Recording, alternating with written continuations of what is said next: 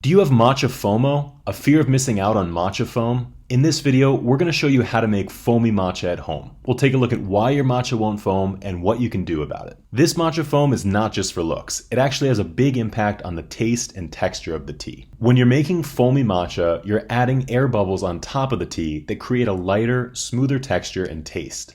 If you do it right, the matcha will taste almost like a latte, but without milk or sugar. Let's walk through the steps of how to make matcha foam, and we'll explain why each one matters. So first off, foamy matcha tea starts with having the right tools. We recommend getting a matcha bowl, a bamboo tea whisk, and also you might want a sifter. The sifter won't have a direct impact on the matcha foam, but it will help you remove the clumps that form in the matcha powder as it's exposed to the humidity in the air. The first trick when it comes to how to make foamy matcha is selecting a high quality matcha powder. If you use cheap matcha powder, you won't be able to get it to foam because there isn't a high enough quantity of amino acids. What you want to go for is a premium ceremonial grade matcha, which you can find on our website neoteas.com. You'll know you've made the right choice when you see a vibrant green color like this. A second mistake people make is not using enough matcha powder. If you're using too much water and not enough powder, the tea will be too thin and you won't be able to get the matcha foam to hold. This is why we recommend using at least 2 grams of powder, although you can use more if you prefer the flavor to be a little bit stronger. After sifting your matcha into a bowl, it's time to add a little bit of water in, just enough to blend the matcha into a smooth paste. This is another opportunity to smooth out the clumps so they don't end up in the final cup of tea.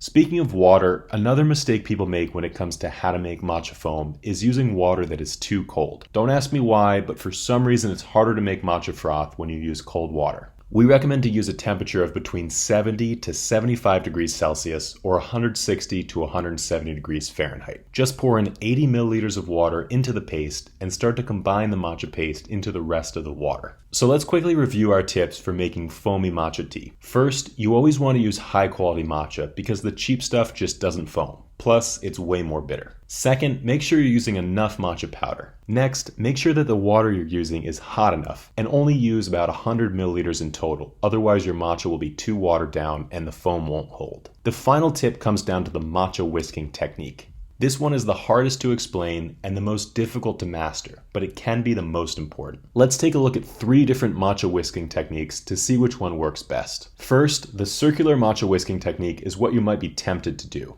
We are used to whisking things in a circular motion, but this is actually not the best for making foamy matcha. We also have the rapid zigzag motions using the wrist. This is the ideal matcha whisking technique and it will generate the most matcha foam. If you visit tea houses in Japan or take part in a tea ceremony, this is the matcha whisking technique you will see the pros use.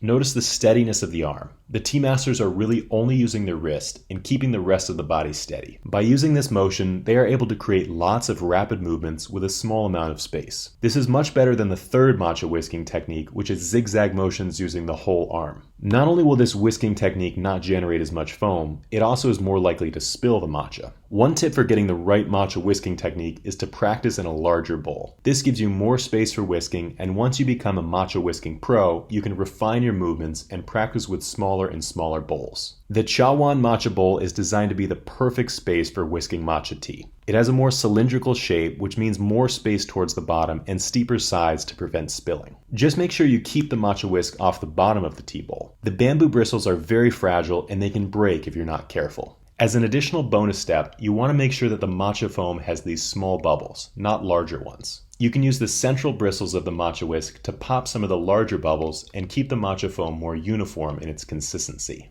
Now, after following all the steps on how to make matcha foam, let's take a look at the tea. You'll notice the matcha has developed a dense foam on the top layer, which will add a nice creaminess to the taste and texture. If you want to get the perfect foam and taste, make sure that you're using good quality matcha tea, like the Matcha Whisking. After traveling around Japan for the past few years, we've tested hundreds of matcha teas and selected a small handful of our favorites for our website, neoteas.com. You can order some today and start making your own foamy matcha tea at home. Thank you all so much for tuning in. We'll see you next time.